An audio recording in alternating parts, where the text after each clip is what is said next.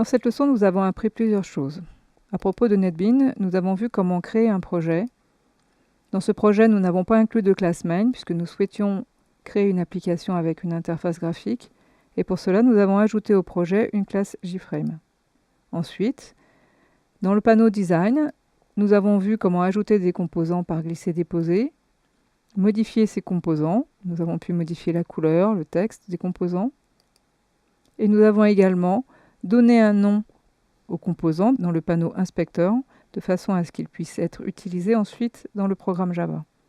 Nous avons vu comment ajouter un événement en cliquant droit sur le composant et en sélectionnant l'item Event, puis Action Performed. Dans la fenêtre source, nous avons ajouté des instructions dans la fonction associée à l'événement. Concernant Java, nous avons appris à déclarer une variable. Déclarer une variable, c'est déterminer un type, puis définir un nom de variable.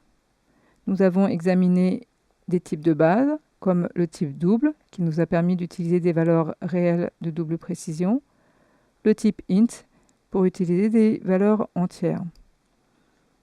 D'une manière générale, il existe d'autres types, le type byte, short, long ou float.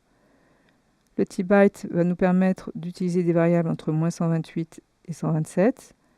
Le type short permet d'utiliser des valeurs un peu plus grandes, int encore un peu plus grandes, long, float et double est le type qui permet d'avoir des valeurs les plus grandes possibles, les plus précises. Nous avons vu le mécanisme du cast qui nous permet de convertir un nombre avec perte d'information.